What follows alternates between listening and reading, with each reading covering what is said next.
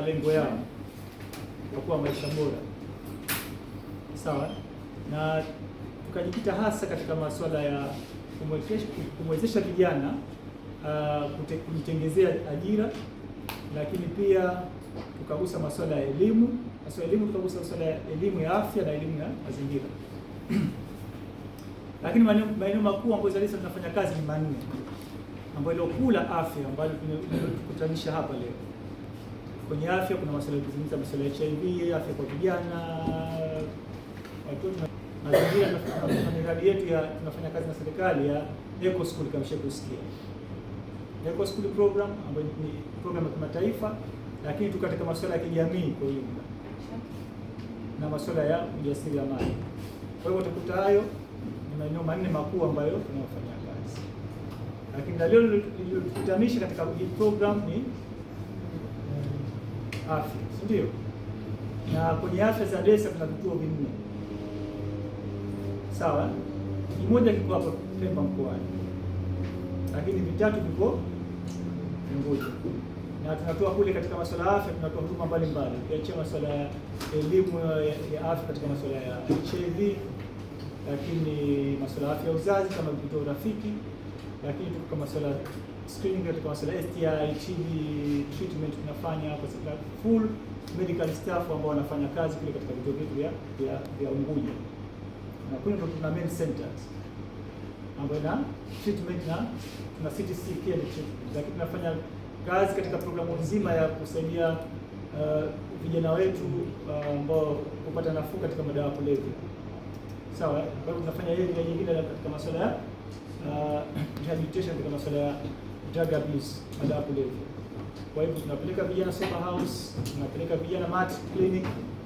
Pemba ishaanza vile bado kidogo haijaanza, lakini kule Unguja tunafanya kazi moja kubwa toka ilianzishwa Machi mwaka 2015. Tunapeleka vijana wengi kuhakikisha wanapata nafuu. Kwa hivyo hayo maeneo ambayo ZALISA tunafanya kazi, lakini tuna mradi mingine ambayo tunafanya katika mama na mtoto, kuhakikisha mama anakuwa na silaha ya kuweza kumlinda mtoto wake.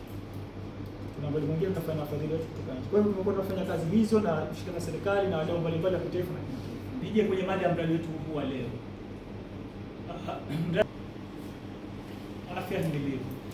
Mradi huu asili yake tumefanya partner na ndugu zetu wa AMREF. Tunashirikiana na AMREF, lakini ufadhili hasa mfadhili wetu mkuu ni Balozi wa Ireland. Na ni mradi wa miezi 6. Sawa? Tumeanza Disemba na tunataka tumalize Mei. Na eneo letu kubwa ni katika afya ya uzazi kwa vijana na rika bale. Kuhakikisha tunajengea uwezo vijana. Sawa? Tunajengea uwezo vijana wetu na tunawasaidia katika kuhakikisha tunatatua changamoto zao za afya ya uzazi. Kwa elimu, lakini kwa huduma. Sawa?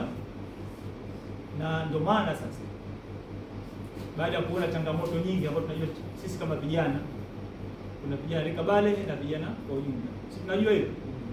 Sawa. Kwa hivyo vijana wote tunawalenga hapo na makundi yote ya vijana tunawalenga katika mradi huu Unguja na Pemba.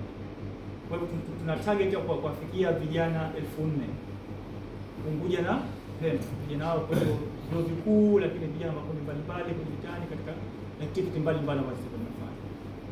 Lengo kama tunavyojua kuna changamoto za unplanned pregnancy, kuna masuala mengi ambayo vijana wanakosa taarifa sahihi, sawa, ambazo zinapelekea wao riski kubwa katika kupata maambukizi mbalimbali na complication katika masuala ya afya ya uzazi. Kwa hiyo tukashirikiana na serikali kupitia kitengo cha afya ya uzazi na vitengo vingine vyote vya katika huduma kuhakikisha tunafanya zile integration services to make sure kwamba kwanza tunajengea uwezo provider na maintain, sawa, lakini ili mpate package kuendeleza, maana najua uwezo mnajengewa, lakini kuendeleza si ndio gurudumu. Kuendeleza kwa jengea uwezo, kuhakikisha tunawafikia vijana wenzetu kwa taarifa sahihi na wanapata huduma sahihi kwa wakati. Kwa hivyo nyinyi ni wawakilishi katika mradi huu. Tumeanza training, tumeanza Unguja kule tarehe 30 na 31 Desemba. Tumekutana vijana na provider na nimeshajirika takriban kwa vituo 14 vya Unguja tunawapa training. tumejiwekea takriban provider 30 mwezi uliokuja. Kwa hivyo this time ni time yenu pendwa, ambao tuna target vituo kama 8 hapo, wa 9 nafikiri 39 na unga iko kama 24, tukiamini tutashirikiana pamoja kuhakikisha kwamba kwanza tunajikumbusha katika kutoa huduma na jukumu tuko nayo katika kusupport serikali na vijana wenzetu katika masuala haya ya afya ya uzazi. Lakini la pili, kuhakikisha tunapeleka elimu sahihi. Tunao nafikiri walimeshajirika pia educators, ndio, lakini tusaidiane katika kuhakikisha tunafikia target, kwa sababu hili swala si la ZADESA. ZADESA tumekuwa kama ni coordinator wa hii program, lakini swala letu, lakini ni mradi wa short, ni kwa miezi 6. Tunataka tufikie vitu vingi, na tukumbuke hapa kati kulikuwa kuna gaps ya ufadhili hasa katika masuala ya SRH kwa kipindi hichi masuala ya. Kwa hivyo hii ni platform yetu kwa sote wadau, ili tusaidiane kuhakikisha tunafanya sustainability iliyokuwa nzuri. Tunaendeleza mradi kama tumefanya miezi 6 tumejaribiwa, basi kila mmoja akijitoa,